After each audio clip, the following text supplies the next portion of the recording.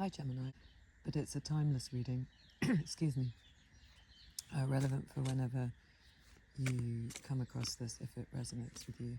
I'm recording it in a garden in Italy, and I've tried to do a couple of versions of this, and I've used spreads that I've inherited from teachers. I've tried doing a sort of general spread, and in fact, in the end I've sat down and written a spread, or written some questions that I think would be good to help guide you at the moment. And the questions are going to come out as I pull these cards. Wonder why my throat is doing that now. Anyway, it hasn't been doing that all morning. Maybe there's some meaning in it for you, I don't know. It's really lovely here. It's very overcast today, but it's warm. I've got this strange setup. You're on a book, Beyond Black by Hilary Mantel. It's a book about a psychic and foretelling the future. And I got about a third of the way through it yesterday, and actually it's quite upsetting in parts, but it's kind of a light tone. Anyway, I can let you know what I thought about it overall. I mean, I'm loving the writing, and I'm really interested in reading more about Hilary Mantel's the writer's relationship to the content, because I believe she might have felt a bit like she was channeling when she was writing. I don't know, maybe I'm reading into that, but she was quite an amazing person by all accounts, and a very unusual woman, very connected to her creativity and these other voices that she was able to channel. She wrote Wolf Hall and that whole series that she was very famous for. But yeah, anyway, if that's got any resonance, I don't know. But so all of that's a long-winded way of saying I'm sorry the setup's not completely professional, but it's also quite charming here. There'll be lots of strange noises. I'm looking around to see whether any of the neighbours are up yet. Might have to stop. There might be some odd, because I get a bit shy doing this in front of them. Anyway, so the first question I want to ask, and I'm just going to cut these cards, is in what ways is Gemini excelling in life at the moment? In what ways is Gemini excelling in life at the moment? In what ways is Gemini excelling in life at the moment? For anyone who's drawn to this reading, in what ways do we want to affirm the way that they're behaving or being in the world at the moment? Oh, that's so funny. When I did the general, this came out as the first card as well. That's a lovely confirmation. So I did this I just put some cards down to see whether a story came out, and I then was guided to write these questions, but this was the first card on the table, and because I didn't give it and assign it a meaning, I wondered whether it was you, but this is a confirmation that this is how you're excelling at the moment, the Queen of Wands. I'm not going to read you or give you my definition of that or my reading on it until we've got the other cards, but that's a lovely affirmation of you at the moment. How can you be kinder to yourself? How can Gemini be kinder and more supportive to themselves? That card. The Three of Pentacles.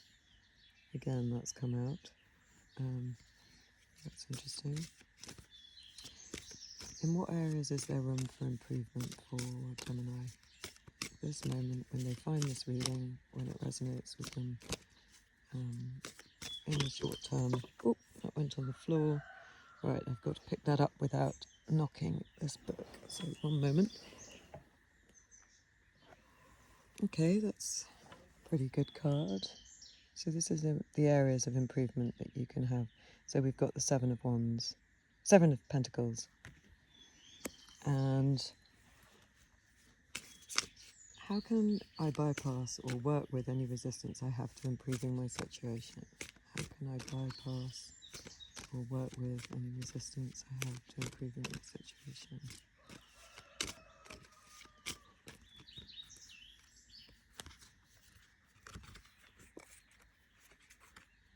Let's see if they come out again. That was the Ten of Wands in reverse, the Knight of Pentacles, and the they did come out again, and the Eight of Cups.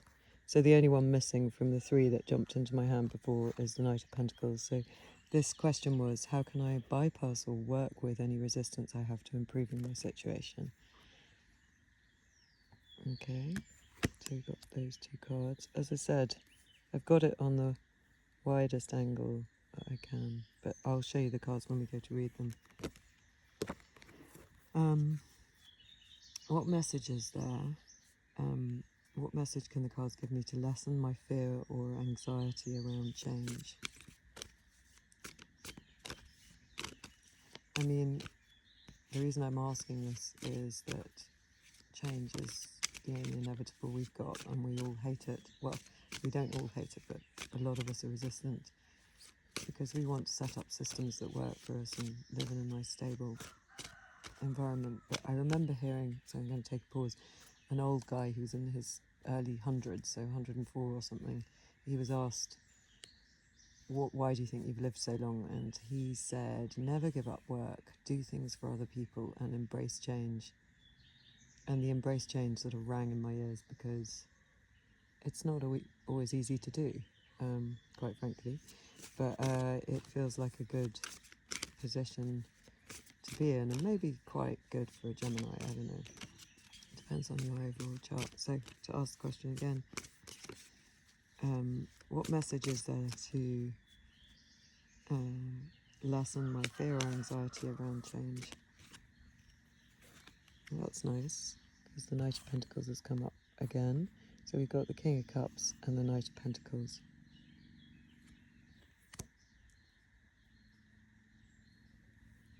And what natural qualities or assets do I have to support me?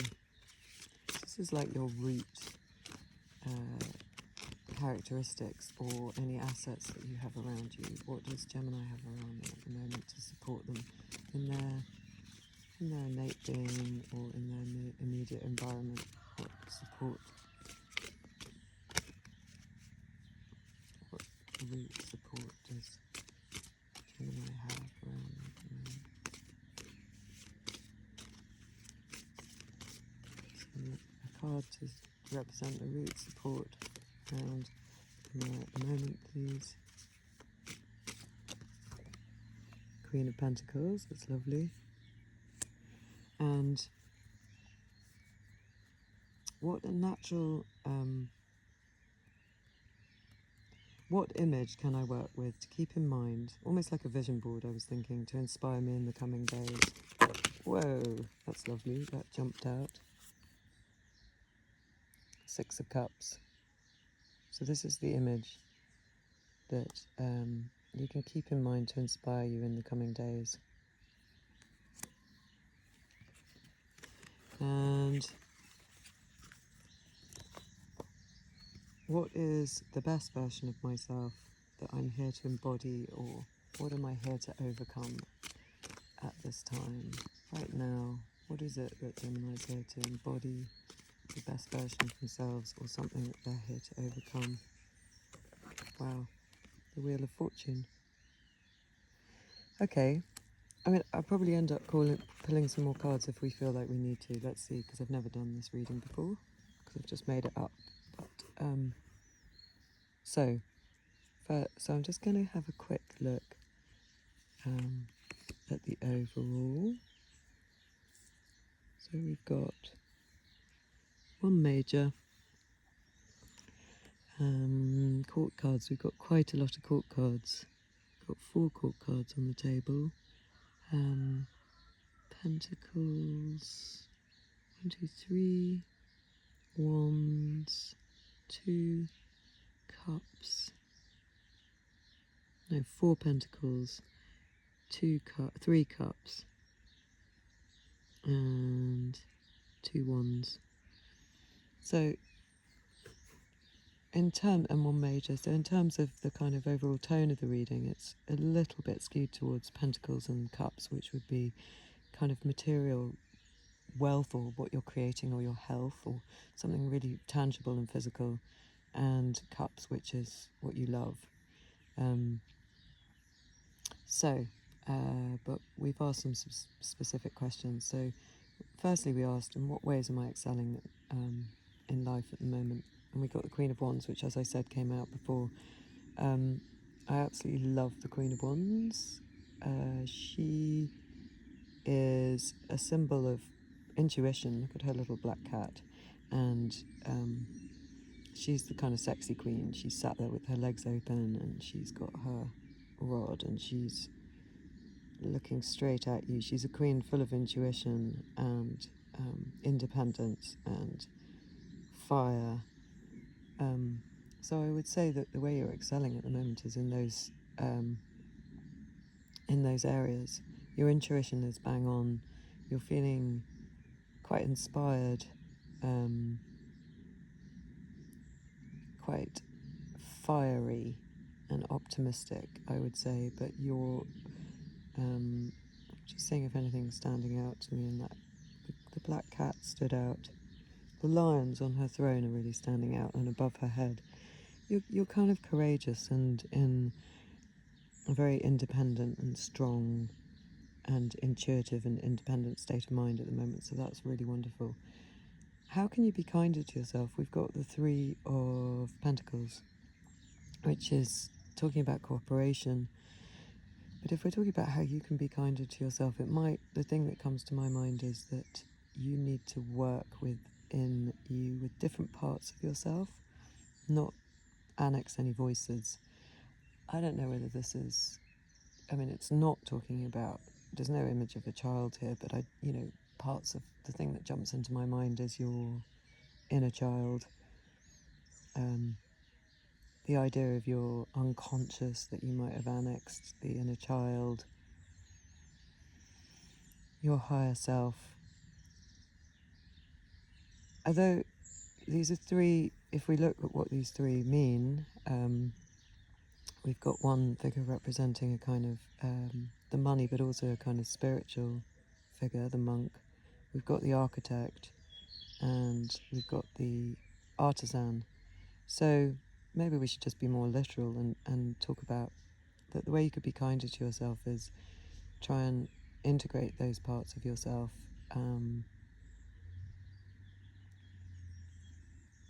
Give them equal voice. And also realise how good you are, maybe at working with other people, and it might be kind to yourself not to feel you have to do it all yourself. Maybe the message there is that there are other people who can help you. I don't know, if you're no good at building websites or doing accounts, or if you need a bit of help working out a psychological problem, it might be saying, get the help. Work with other people. It doesn't mean you're not doing anything, it just means you're getting some support from an expert. In what areas are there room for improvement? 7 of Pentacles. This is a guy who's tended his crops and he's watching them and they're growing beautifully. It's about just turning up and doing the work. So there might be something that you're really passionate about that you are sometimes feeling like, is it getting anywhere, or should I keep going with this? But just keep going. Like, be consistent with whatever it is. If it's a health thing, if you're doing some little exercises in the morning, if you're meditating every day, just stick to it. So this would be an area for improvement, is just really sticking to it, realizing that you're on the right path, that you're growing something really beautiful here, and that consistent action is going to pay off. How can I bypass or work with any resistance that I have? Well, as I said before, we got the Knight of Pentacles with these as well, but he comes up later. So bypassing any resistance that you have, well, Ten of Wands in reverse. I don't usually read reversals, but this is a very clear message to me that you need to put down your worries and your obsessions and your the burden of. So this resistance would be, I mean, it almost represents the resistance. You know, this character is walking, holding all his wands, and he's trudging past his village. I mean, he's become so obsessed and sort of in the thick of it that he can't see the beautiful village. He's sort of stuck in this very loop-like obsessive behaviour or taking on too much. There's a lot of burden. So how can you bypass or work with any resistance? Sorry about that, I was interrupted. But here I am again. So we were looking at how can I bypass or work with any resistance I have to improving the situation. Yeah, like I was saying, put down these burdens. The resistance that you might have, how can you bypass it? Is this card, Eight of Cups, is saying you can walk away from things that you've loved, that have been incredibly helpful and useful and loved and a good part of your life, but their time has come to an end. Or you can walk away from the way that you've done things in the past. And it doesn't mean that you're trashing what you've done before. You can have loved and something kind of been very successful for you, but it just reached its end. And so in terms of giving up, you know, improving your situation and not getting stuck, it's saying you can love things and change the way you do them or walk away from them. Just put down that sense of responsibility, the burden of a lot of things that might have outlived their freshness and their relevance in your life, and that might help you get over any resistance. You know, you might be holding on to things that because you've loved them so much in the past, you think that you have to keep doing them that way, or having these particular types of relationships, or doing some sort of work, or whatever it is. Let it go. This is what these cards are saying. You don't need to trash it. You leave these cups standing. We know this has been good for you, but by the light of the moon, you're moving towards something else, and these things are now becoming burdens. Some of the old things that you've been doing are becoming burdens, or the ways of being. And then this is, what message is there to lessen my fear or anxiety around change? And it's lovely. So you've got the King of Cups, who arguably could be described as being a bit fearful. He's so awash with emotions. He's sitting on his platform. He's got his anxious looking face. One minute he feels this, the next he feels that. But when we're asking what's the message that we know that we can lessen your fear or anxiety around change, it's the Knight of Pentacles, he's so steady. Look, he's the one knight that's sitting on a steady horse that's not moving. He's rather magnificent, that horse. Look at him. He's got such a kind of showy hairdo. Or is there a laurel around his head? It is. This knight, he's consistent and he doesn't get buffeted, and he's a really wonderful anchor. So I guess it's saying, when you feel those fear and anxiety about change, remember that you have at your disposal this very sort of pragmatic, anchored response, that you probably are quite a person who is quite sort of solid and able to live in those moments of fear and then return as if they can coexist. So you can have this moment of flippy floppy, emotional, I'm not sure, and then remember it's all okay. You can allow this because there's something backing you up. You've got your wonderful knight who's supporting you. That's some aspect of yourself, or perhaps even, well, I think it's an aspect of yourself, because coming next, what natural qualities or assets do I have to support me? We have the Queen of Pentacles, so another Pentacle, one after the Knight. I think you are, whoever's watching this, a very solid, together, rooted person. And I think that your home is very supportive, or your home environment. I think that you set up systems around you that work really well, that you value yourself. You have quite a high self-esteem, I would say, especially when we look at it with the Queen of Wands as well. You know, you know your value. You are a wonderful asset and a beautiful person. And you know your value in really tangible terms, because the Queen of Wands would always be paid what she's worth, and she has this beautiful home, and she creates a very stable environment. So you've got room to deal with a little bit of change, because you have this really solid base that we see coming out here.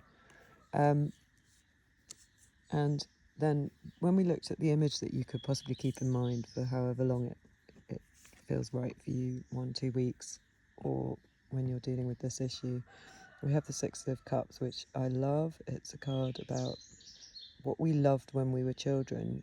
Sometimes you can see this as siblings. It's a nostalgic cup. I think it's the only card that has something in the cups. They're bearing flowers. I don't know whether any images here really stand out to you, but I would say that try and reconnect to, if there's anything in this image that stands out to you. Maybe you love gardening, maybe you love flower remedies. I love bush flower remedies, they're amazing. Maybe you have a really supportive sibling. Maybe you had a really strong dream when you were younger, and you're starting to reconnect to that idea of what it is you're really meant to be here doing, what it is you love. So can you try and connect to that deep, dig deep. What was it when you were a kid that you could spend hours doing, that you aspired towards? It could be something really playful, and I mean, it probably is if it was a child. Not everyone wants to be a doctor, or maybe you sat and drew cartoons for hours. Maybe you made bread with your parent or your caregiver. Maybe you told great stories. Oh, low battery, I don't know. That should still be carrying on. Yeah. Maybe you felt a sense of enormous connection with those around you and nature. These are all really valuable assets that can be sort of brought into the present now. And I think if you're in your Queen of Wands, you're probably reconnecting with that. And whatever you're walking away from that's become a burden to you these days, I think however much fear or, oh gosh, can I do it? I think there is something that you can reach deep into your past and reconnect with, because I think it's coming into the foreground again. And then the last card, what is the best version of myself that I'm here to embody or to overcome at this time? And this is the Wheel of Fortune, and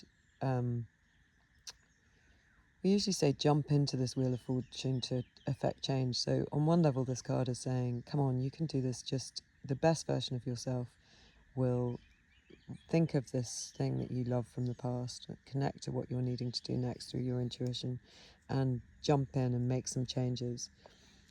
But it's a curious card, the Wheel of Fortune, because in a way, are we talking about fate? Is everything written before us? Is this something that we don't have any chance to affect? Do things just happen to us? There is that implication a bit, like possibly from previous lives we've set up karma, maybe our previous actions in this life, if you don't believe in that, have led to where we are at now.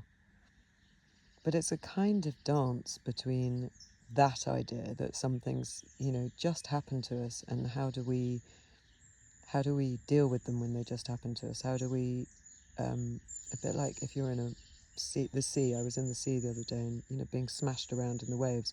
Some people don't like that. I don't mind it. Like, I find it quite funny when I'm face planting, and I mean, obviously it wasn't massively dangerous, but I suppose the best version of you will do two things. One is they will grasp where it is that they want to go, and they'll start making some actions to make that change. And the other will kind of have a higher perspective on what is happening to you. If there are changes beyond your control, if something's happened in the company you work for or in your family, if there's been some big change that really is not your responsibility, it's just happened to you. How are you going to react to that? Your best version here would say we'll dance with that change. We'll feel its whatever feelings come up with it. We'll metabolize it and keep going in this kind of endless movement of change that is our lives. And they're not always good. Sometimes they're wonderful, but the kind of thing that's coming to me right now is that when I was little, I remember even on bad days, everything was kind of amazing because it was life, like you were having a new experience of life. And I suppose that's the best version of you, Gemini, at the moment that you can live is it might be that amazing positive changes are happening to you and celebrate those. That's easy. Maybe things are a little bit challenging. Maybe even just in the process of creating this change, it's a little bit challenging, but keep dropping into that moment where you think or you feel how amazing it is to be alive, to be experiencing all of this great mystery. I think you are probably quite good at that because we've got you with the Queen of Wands and you've got this really lovely stable base in the Knight and the Queen of Pentacles. And I would just say keep connecting to those childhood visions of what you're really here to do, and then jump in and make some change and enjoy the kind of smashing around in the waves feeling if it gets a bit like that, or if it's a beautiful balmy sea that you find yourself floating in, enjoy it. It's all going to change again eventually, and I think that possibly is your great wisdom. That's the version of yourself that you probably have quite a lot of that in you, that you understand change and that you can move with it.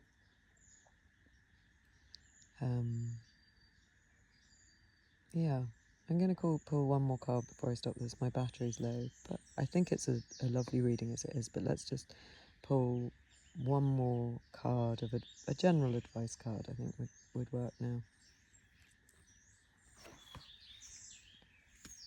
So we've got Death at the bottom of the pack, which is about change. It's saying that there is a new rebirth coming anyway. It's a major arcana. Oh, and the pack went everywhere. And the two cards, I'm just going to, I'll pick those up in a minute, that popped out to me.